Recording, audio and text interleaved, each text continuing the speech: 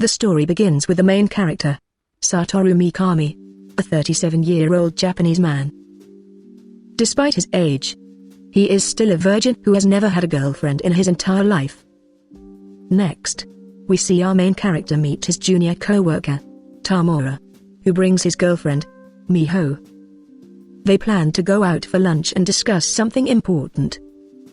Suddenly, a man with a pointed knife rushes towards Tamura. To protect him from getting stabbed, Satoru jumps in front of the assailant.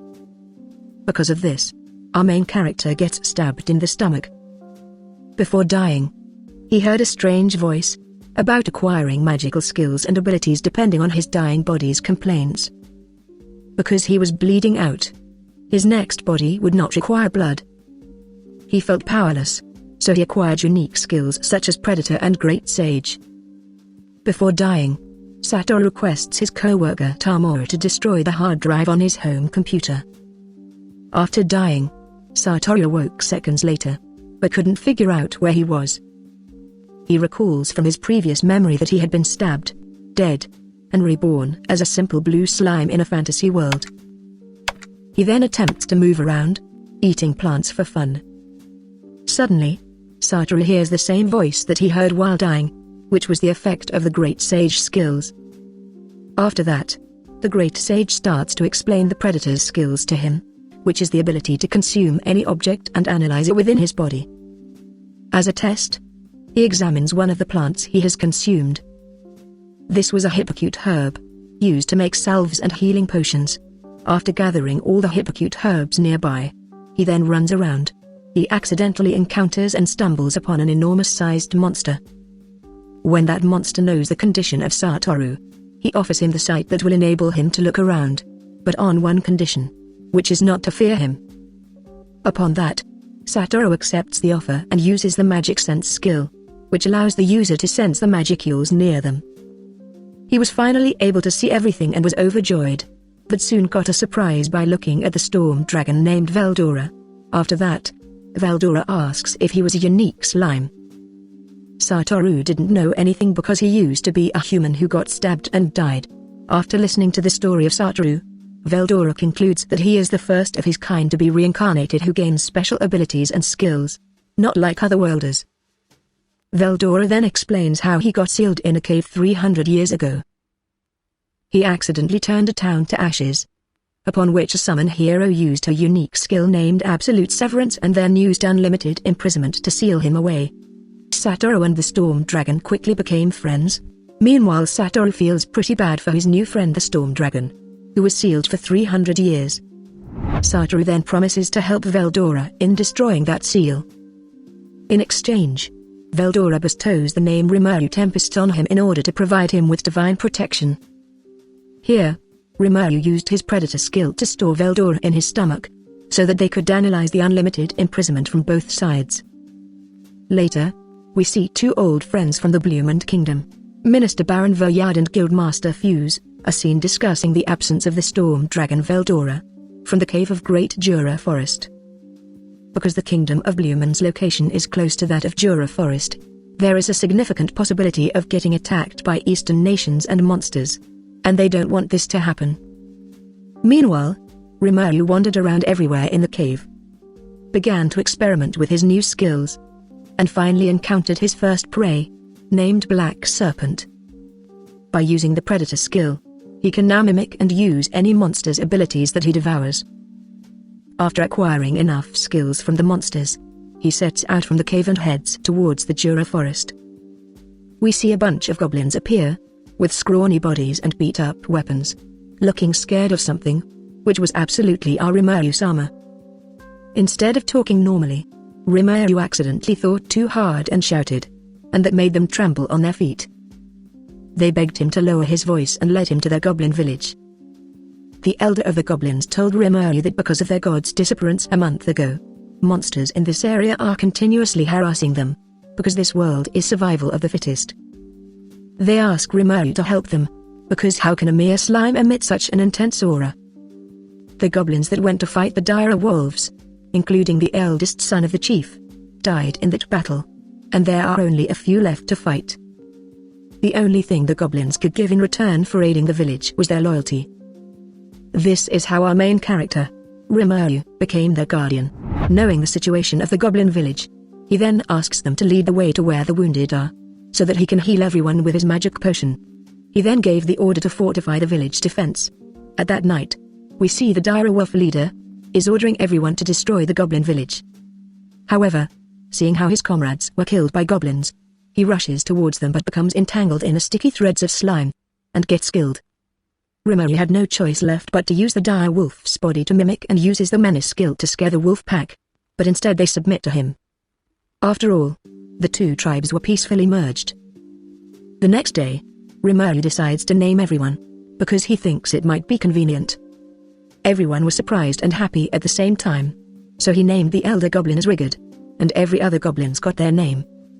After giving a name to the son of the dire wolf leader as Ranga, our Rimuru falls asleep, because it uses too much of his magic use naming the monsters.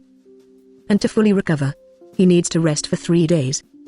After that, we see a bunch of new faces because all the goblins and pack of dire wolves are now able to evolve. Meanwhile, in the village meeting, Rimuru assigned all the jobs to the goblins and dire wolves, so the elder Rigard became the new goblin lord to govern the village. But the main issue here is that none of the goblins are skilled in construction or making clothing. Rigard advises that in order to find a solution to these problems, they should travel to the Dwarven city, where the dwarves live. As suggested, we see Rimuru heading towards the kingdom of dwarves with his companions named Ranga, Rigga, and Gogta, along with 2 other goblins and dire wolves, to find the best skilled artist. Since Gogta had previously visited the Dwarven city, he was acting as their guide. After arriving in just 3 days, Gogta and Rimuru walked towards the city gate alone, as they didn't want too much attention, and the remaining ones stayed behind. Since fighting is prohibited in the city, some thugs approached near Rimuru before the gate entrance and started arguing, thinking Rimuru and Gogta were weak monsters. Rimuru uses his menacing skill to scare them off, but instead, it terrorizes everyone else in the line behind them, who were just waiting to enter the city. Because of the trouble they had caused, the captain of security named Kaido locked them up. After explaining their scenario, as the witness report tells the same, Kaido seems to be somewhat on their side. Meanwhile, a guard rushes in and reports that a few dwarves were injured because of an Armosaurus attack in the mine. Because the dwarfs were running out of potions, Rimuru offered some of his. In return for helping the injured dwarfs, Kaido sets him free and also promises to introduce him to Kaijin, his older brother who is a great blacksmith. We also get the introduction of the 3 dwarf brothers, Thord, Mid and Garm, who were healed by Rimuru's potion. After that, Rimuru explains why he had visited the Dwarven city, in which Kaijin tells that he is too busy to help him, because of an impossible order he received to make 20 long swords by the end of the week. As they are short on magic ore, which is necessary material to make the swords, so Rimuru offers the purest magisteel cluster which he had gathered while he was in the cave. In return, he asks Kaijin to help him hire some of the best craftsmen who can teach the goblin village how to construct and craft. As soon as the deal is made, Rimuru then tries to consume one of the completed swords made by Kaijin, so that he can now analyze the sword and make 19 exact copy. After quickly completing the order, they all go to a party with some thick elves, which Rimuru kind of has a fetish for. Afterwards, we see one of the elves offer to use her crystal ball and reveal to Rimuru his true love. He notices a black-haired woman when he looks into the crystal ball. Meanwhile, Minister Vesta, the one who had ordered all 20 of the swords, approaches them. Rimuru is insulted by the minister, who refers to him as a monster who shouldn't be served in the establishment. He even goes so far as to pour a drink on him, but Rimuru tries to control his temper. After seeing his buddy gets insulted, Kaijin lost his patience and struck him out of rage. Instead of hiring artisans to help the goblin village, Kaijin offers to work for Rimuru. Everything seems fine, until they are arrested for assaulting the minister. While they are imprisoned, Kaijin explains that he used to serve as a captain under the command of the king. Back then, Vesta served him as his military aide. He hated it since Kaijin came from a peasant family and Vesta was the son of a marquis. Due to Vesta's rush, one of the Magisoldier projects malfunctioned one day. Vesta then placed the blame on Kaijin by making false testimonies in order to make him look guilty. As a result, Kaijin was forced to resign from the military. Kaijin believes that Vesta still holds some sort of grudge against him, and makes impossible demands, such as the sword order.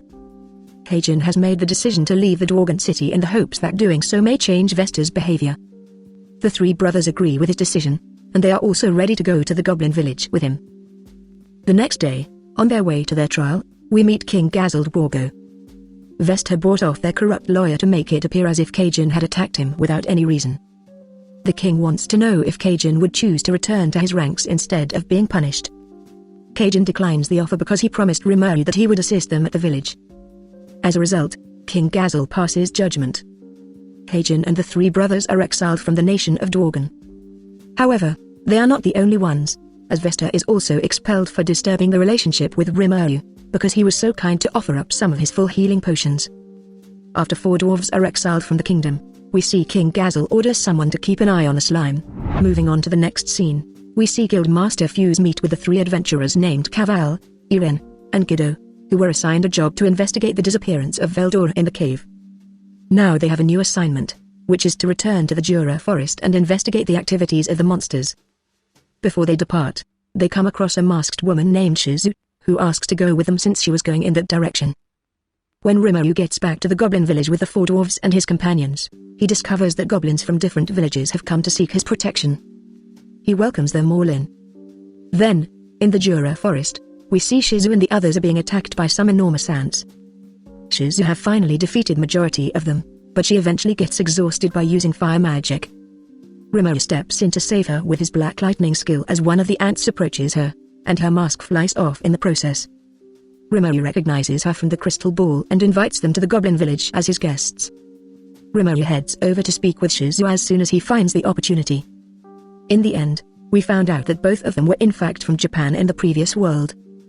Unlike Rimuru, who was a reincarnator in this world, she was a summon, just as Veldora had predicted. A summon is expected to act as a powerful weapon with a curse carved into their soul, making sure that they can't defy their master.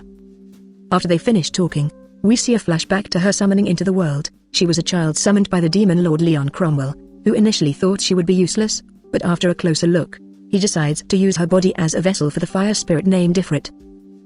Ifrit has the ability to control her body and use his fire powers whenever he wants. Shizu had a friend when she was a child, who cared for a stray monster that evolved after being named. That friend eventually decided it was okay to bring the stray monster back to the castle. When the monster sees Cromwell, it becomes hostile, and Ifrit recognizes it as a threat, so he kills the monster as well as her friend. Shizu is now afraid that Ifrit will appear at any moment and kill someone she cares about. Anyway, let's get back to the present. Rimuru invites her to stay at the Goblin village, but she declines because she intends to continue her search for Cromwell. As everyone is getting ready to go their own way, Shizu loses control of Ifrit and he takes over.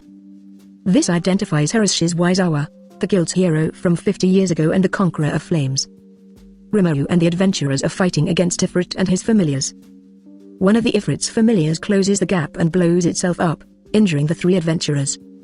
While Rimuru deals with Ifrit, Ranga receives the order to evacuate the adventurers to safety. Rimuru is immune to fire damage because of the skill he acquired while dying. This allows him to use his predator skill to remove Ifrit from Shizu. We then see that Ifrit is stuck in infinite space with Veldora, the storm dragon who will face him instead of his sworn friend Rimuru. After regaining consciousness, Shizu tells Rimuru about her time in this world. The demon lord left Shizu behind as the rearguard and made a run for it from his castle. Shizu battles the same hero who finally defeated Veldora, and she understands that she can't win against the hero. After discovering the truth about Shizu's summoning, the hero decides to take her in. They traveled the world, and Shizu was able to learn about magic, but one day without any reason, the hero completely disappeared. After that Shizu also became a hero, but as she grew older, Ifrit became more difficult to control. Instead of fighting battles, she decided to become a teacher and teach children that were summoned from other worlds. Few months later, she made the decision to begin a new quest, to find Cromwell to get some answers, and that's how she met the three adventurers. Now Shizu has little time left, so she asks Rimuru to consume her body using the predator skill, and continues the same quest to look for Cromwell. Rimuru gets emotional, and we see tears in his eyes. But now he can take the human form. The three adventurers continue their journey, but before they do, Rimuru offers them some new gear with the help of the dwarves. The scene changes to an orc, who has been suffering from the heat. Before he passes away, a mage named Gale Mud approaches him, and offers him a name and food in the last scene. Next, we get to see that the village's growth continues with the help of goblins and the support of the 4 dwarf brothers. Rimuru is experimenting with his new body in the meantime, which, obviously, seems to have no gender, upon which Rimuru feels bad and doesn't want to defile her dead body. He enters the cave to learn some of the other new skills he has learned from Shizu, including Black Flame. Shizu also informed him that the mask she wears has the ability to suppress magic. When he wears it, his strong aura is neutralized, which makes him appear as an ordinary human. Rimuru hears via thought communication that Tranga is calling for help. He finds that the hunting party has been attacked by Org because of the Rimuru's mask. The Org believed he was the Magian they were looking for. They end up fighting with each other. Before anyone is hurt, the adorable pink Org steps in to break the fight. After closely inspecting the mask, they admit that they were mistaken to attack them and were looking for someone else. When things have settled down, Rimuru invites them to the Goblin village for a feast and to hear their story. The ogre shared the story of what had happened with them. They were attacked by an orc army led by a powerful Magian wearing a mask, which makes them think that a demon lord could be behind the attack and might be trying to take over the Jura forest. Rimuru tells the ogres to stay with them so that they can support each other in case anyone encounters a problem. The Orc leader decides to join the alliance after giving it some thought, but they will only cooperate with them up until the orcs are defeated. Rimuru wishes to give each of them a name in order to prove that they are his subordinates. The Orc leader is first, named as Benimaru, whose body is a little bit smaller now. Shuna is his adorable younger sister. Next we see Busty Shion, who looks intelligent now. The old man is named as Hakuru and seemed to be younger. Suai is the name of the guy who appears to look as a boring bro. And finally, Kurobe, who just looks like a normal middle-aged man. And the scene changes to Lake Sis, which is in the middle of the Jura forest controlled by the lizardmen who scouted out the orc army. With approximately 200,000 orcs, they concluded that only a one-of-a-kind monster known as the Orc Lord could command such a large army.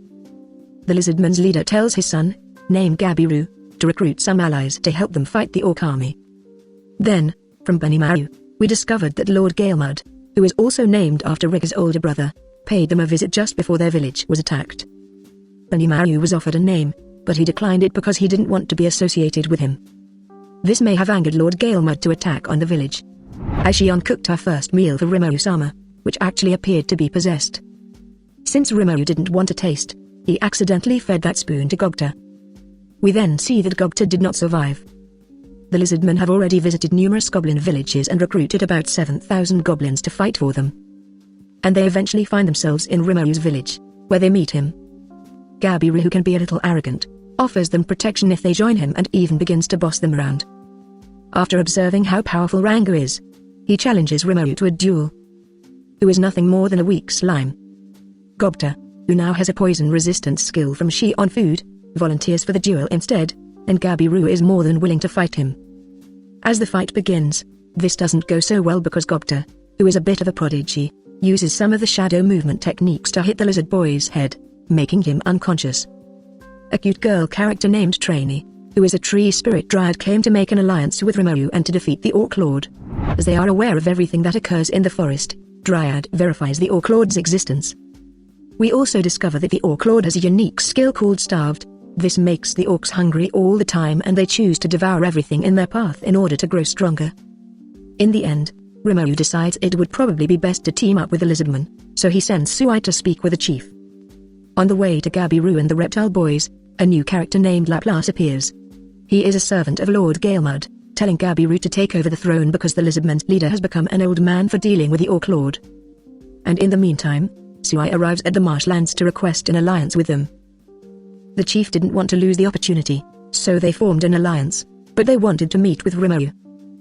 The chief orders the lizard men to stay neutral for 7 days until Rimuru arrives. 4 days later, they have run-ins with an orc, causing the return of Gabiru, who knows exactly the situation. He is dissatisfied with their defensive tactics and believes they should be fighting the orcs, so he and his men overthrow the chief. While the chief and his people are imprisoned, Gabiru and the lizardmen go to fight the orcs in their marshland. Gabiru shows us some skill, and everything seems to be going well. But he was unaware of the orcs' ability to consume their own dead comrades or any other prey to gain power. Rimuru and his party members travel to the marshlands to help the lizard men. Suai has gone ahead and informed Rimuru that one of the lizard men's chief daughter is fighting with one of the high-ranking orcs. As she was getting beaten up, Suai stepped in to help. When everybody arrives, Rimuru helps her with a healing potion, and she explains how Gabiru had started a conflict. To free the chieftain, he sends Suai, who uses his shadow movement skill. Returning to the idiot Gabiru, whose forces were all being surrounded by orcs, in addition, he discovers that orcs actually acquire their powers from eating lizard men. Leaving that aside, Gabiru sees an orc general and believes it to be the Orc Lord. As a result, he challenges the general to a duel. We see Lord Gale Mud and Laplace watching the battle from a distance using a crystal ball and are disturbed by the trainee. She won't allow such malicious activity in the forest and forces them to retreat. Back to the fighting scene, everyone was shocked to see Gabiru being beaten up. Surprisingly, Gobta shows up to defend him in no time to save his life. When everyone else shows up, all of the supporting characters can now display their true abilities. In the end, they are all eliminated one by one, and since the plan has fallen, Galemud goes insane, who serves a demon lord named Clayman. Rimuru recognizes the Orc Lord and gets ready to confront him. We then confirmed Lord Galemud's arrival, upon which he lectured everyone that they had ruined his plans to make the Orc Lord into a demon lord. Galemud, on the other hand, is irritated with everyone. He attempts to attack Gabiru, but the loyal lizard men step in front of the attack and are severely injured. When Galemud charges up to finish the job, Rimuru decides he should probably step in and save Gabiru's life. Rimuru deflects his lame attack and smacks him harder. He begs the Orc Lord for help because he doesn't know what to do, but finds that he has lost interest in Galemud. Galemud is beheaded by the Orc Lord with his large cleaver and begins to devour him. The Orc Lord's magic yields increase, allowing him to transform into the demon lord known as the Orc Disaster. As the Kaijin begin to fight, Hakuru's slashing of the head didn't work because the demon lord's regeneration is enormous and that keeps him alive. Rimuru allows the Great Sage to fight the demon lord in auto battle mode. But the battle ends in a draw because Rimuru's flames are insufficient to kill him. As a result, he is forced to disable auto battle mode and transform into his slime form. This battle displays the demon lord's starved skill against Rimuru's predator skill. When Rimuru was devouring him, he noticed that the orcs were starving. As a result, when the demon lord went out to find food for them, he came across Galemud. The demon lord is defeated, and the orc's starved skill is removed, bringing the conflict to an end. The Kaijin alliance should really have ended with the defeat of the orcs, but they still want to work with Rimuru. All of the races gather around in a meeting to decide what happens next. Rimuru forgives the remaining 150,000 orcs for their crimes, and everyone agrees to work together, after appointing Rimuru as Chancellor, putting him in charge of the Jura Forest alliances. In order to provide the orcs with a new leader, Rimuru decides that the Orc Lord must be given the name Geld, which is the same name that the previous Demon Lord had been given by Galemud. He then named all 150,000 orcs, including the Lizardman Chief, who became known as Abiru. His son, Gabiru, was charged with treason for the uprising and exiled from the clan. The loyal lizard men agree to accompany him to search for a new home. King Gazel of Dworgen shows up to meet Rimuru. Hearing how he had transformed the orcs into high orcs and was rapidly expanding their thriving society, Gazel wanted to test Rimuru's strength with a sword duel. In that case, Rimuru is able to repel every one of his attacks, resulting in his victory. It is revealed that Hakuru was actually Gazel's master, explaining how Rimuru was able to block his attacks. Later, while they are eating, Gazel proposes that they form a treaty that recognizes Rimuru and his followers as a new nation. Rimuru named their new nation the Jura Tempest Federation, and the town therein is named Rimuru as the capital. Gazel offers Vesta to work for Rimuru because his skills are being wasted, and Kaijin is ordered to look after him. Luckily, we see that Gabiru and his sister wanted to join the Lizard Men's alliance as well. After receiving their names, the Lizardmen evolve into dragonets, which are just like humans, and Rimuru decides to train them along with Suai. Gabiru's name has been overwritten for some reason, and it has been acknowledged this causes him to evolve as well, but instead of looking like a human, he simply turns purple. Vesta has been assigned the task of researching new healing potions in order to mass-produce those that are made by Rimuru. The scene then shifts to a meeting of the Demon Lords, where they discuss the slime activities. Milinava, Carrion, Frey, and Clayman are among the candidates. Discussing about Valdora's disappearance, the non-aggression pact should be terminated. Milin tells everyone this, so she goes to meet with Rimuru. When she arrives, she greets Rimuru and states that she is only there to say hello. The Kaijin fear her and attack her, but she is far more powerful than all of them combined. Rimuru came in between to end the conflict, learning from the great sage that her magic skills are 10 times greater than his. He bridges the gap in their abilities by feeding her honey. Milim is so obsessed with it that, in exchange for more, she agrees to call it a draw and never attack them again. Milim decides that she and Rimuru have become best friends and that she wants to live in their village. On the surface, it appears nice, but the others are concerned that befriending her will upset the balance of the demon lords. Vesta was finally able to replicate Rimuru's healing potions and seems to have become friendly with Kaijin. Rimuru decides that they can make and sell the lower-level potions for everyone. Meanwhile, Phobio, a beast Keteer working for the demon lord Carrion, appears and begins smacking Rigid. Milim got angry at Phobio's doings. As a result, she knocked him out with one punch. After he had recovered, Phobio explained that he had been sent here to force everyone in the town to serve under Lord Carrion. Rimuru doesn't want to fight, so he tells Phobio to deliver a message to Carrion that if he wants to talk, he can meet with him formally. Milim informs them about their plans to create a puppet demon lord to kill time for them, but that this has now fallen through due to Rimuru's involvement. The Kingdom of Farmouth then sends out a scouting party led by a man named Yoam to investigate the rumored Orc Lord. They come across the Guildmaster Fuse and the 3 adventurers who are on their way to meet with Rimuru but are being chased by a huge spider monster as they travel through the forest. When Gogta comes across both parties, he becomes the hero by slaying the monster and securing food for the entire village. Rimuru wishes to make a trade with both Blumond and Farmouth, and both are willing to do so.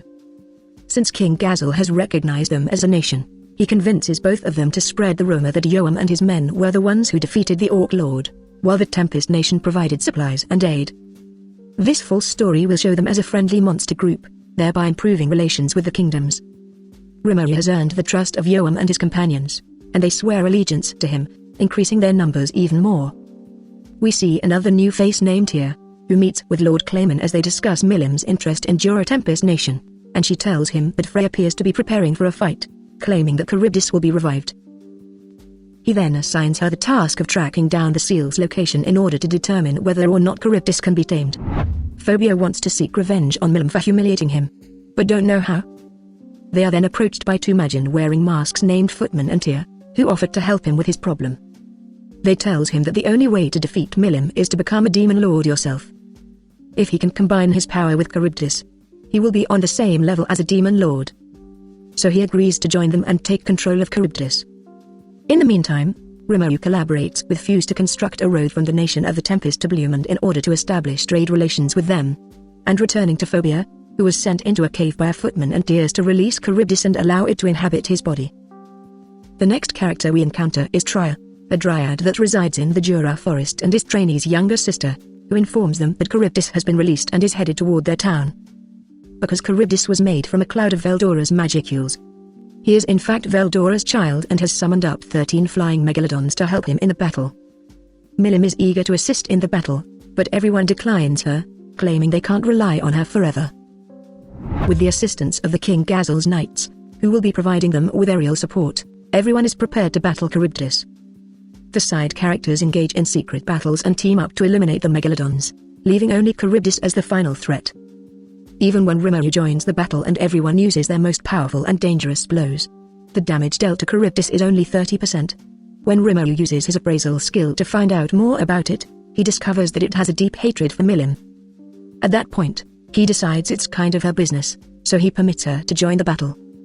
She manages to keep Phobia alive while holding back just enough of her power to damage Charybdis in one shot. As soon as Phobia regains consciousness, Rimuru removes the aura from him and takes it in. He apologizes for the inconvenience and explains that Footman and Tyr helped him. They are referred to as being a part of the moderate Harlequin alliance along with Laplace. Naturally, Rimuru decides to forgive Phobia for his mistakes, and they meet with Carrion, his master, who is closely listening to their conversation. Carrion apologizes by smashing Phobio's face into the ground and then accepting the Tempest Nation's non-aggression pact offer. After the battle, we see everyone is enjoying themselves and getting relaxed. Milim decides going back to her work as one of the demon lords. Later on, in the middle of the night, Shizu asks Rimuru to save the kids in a dream. He makes the decision to visit the kingdom of Ingrassa, where Shizu used to teach, because he believes that this may be one of her regrets. Rimuru and Ranga travel to Ingrassa in search of the school's Freedom Academy, which was founded by one of Shizu's students. He goes to see the Grand Master after arriving at the Free Union headquarters, He is greeted by Shizu's former student, Yuki Kagurezaka, who is initially surprised to see him wearing Shizu's mask. They almost fight, but Rimuru convinces him that he is from Japan, like Yuki, and the two of them get caught talking about their famous manga and anime. After explaining that Shizu's regret was leaving her students behind, Yuki is able to have Rimuru teach in Shizu's place. According to Yuki, the 5 children are summoned. And when they are summoned as children, they are given power and some special skills, but their small bodies won't be able to withstand that amount of massive energy. Any child under the age of 10 who was summoned to this world died within 5 years of arriving.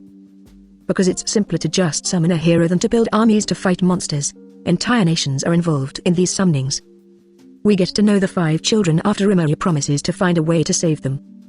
There is Kenya Misaki, age 10, Yota Sekiguchi, age 10, Gail Gibson, age 11, Alice Rondo, age 9 and finally Chloe Orbit, age 10. Rimuru's children are disobedient, so he uses anger to control them before engaging in one-on-one combat. He hopes that by fighting, they will be able to burn all of their extra magicules, thereby saving their lives. To defeat Rimuru, each of them uses one of their special abilities. The fight was worthless because no one was able to beat Rimuru, and it had no effect on reducing their magicules. After Rimuru reveals Shizu's mask and declares his vow to protect them in her honor, the kids begin to trust and respect him a little more. He uses the warp portal that Vesta taught him to meet with Trainee. His next hypothesis is that if they can get superior spirits to inhabit the kids, as if Rick did with Shizu, they will be able to control their energy. When he asks Trainee where they can fight superior spirits, she suggests the realm of spirits, which is ruled by the Queen of Spirits. The only problem is that the Trainee does not know how to enter the spirits dungeon because the entrance she previously used has disappeared. After a month, Rimuru and the kids are training outside the kingdom when a sky dragon appears and terrorizes Ingrassa. Rimuru sets out to defeat the dragon, and after his victory, a merchant named Moles Meyer invites him to dinner. Rimuru is simply repaying him for saving the merchant's life from the sky dragon with the dinner. When they begin talking, Rimuru suggests that the merchant should come back to his town because they want to start selling things but don't know where to start. There was also a beautiful golden-haired lady at the party who knew where the spirit dwelling was. In exchange for the information, Rimuru gives her a large tip, and they find the location. He now has a new destination in mind, the Ulg Nature Park, which is a border nation in the northern part of the Ulgrasia Republic. Rimuru leads the children to the labyrinth, and as they enter through the front entrance, they hear a voice instructing them to destroy a robot before meeting with the spirits. It appears to be a difficult task to complete, but Rimuru defeats it with a single shot. They are then greeted by the small fairy, who is also the labyrinth's great demon. We discovered she had created her golem using spirit engineering, which was similar to what Vesta had done and blamed on Kaijin. She got the golem parts from Vesta's failed project, but Rimuru wants her to take them to the Queen of Spirits so that the children can be saved. Rimuru, it turns out, is a demon lord who was once the Queen of Spirits.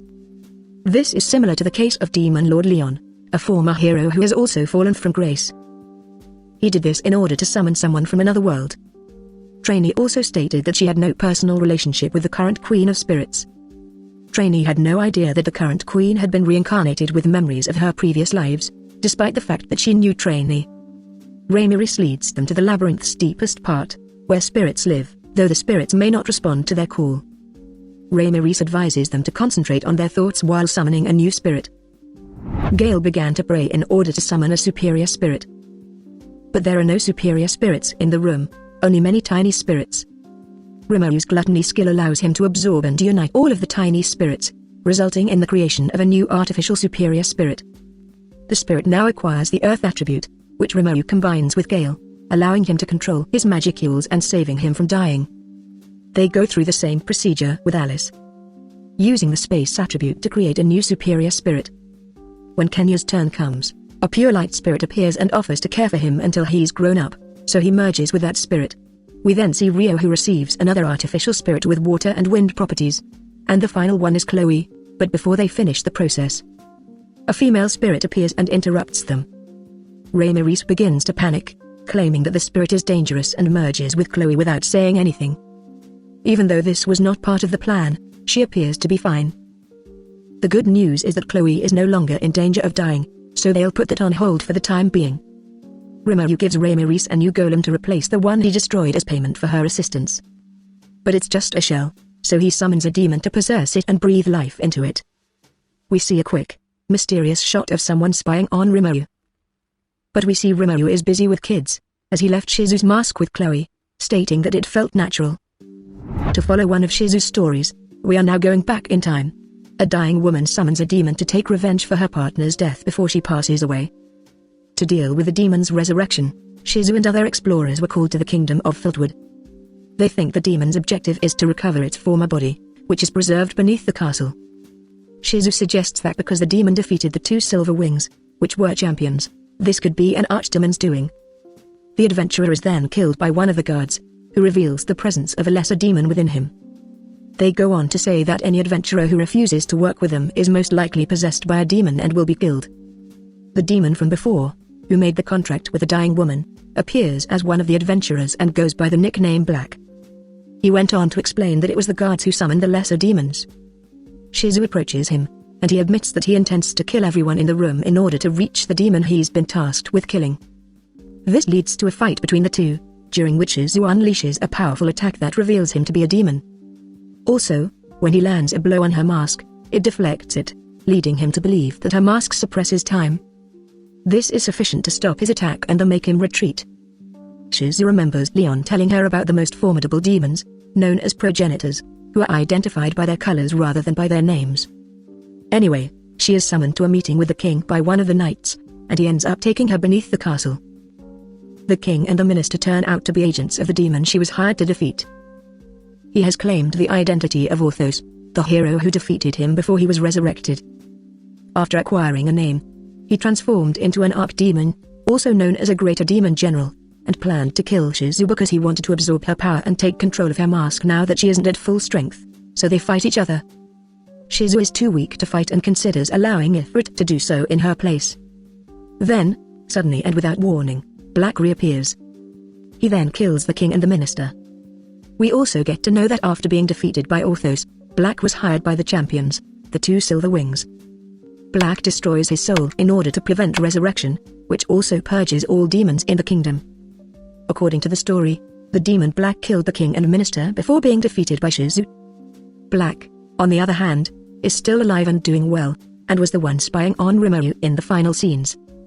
According to the flashbacks, Black will be summoned by Rimuru and given a new name Diablo. Check out the playlist of That Time I Got Reincarnated as Slime Recaps. The links are also included in the description below. If you think we have missed something, let us know in the comments section. That's it for today. Hope you like it.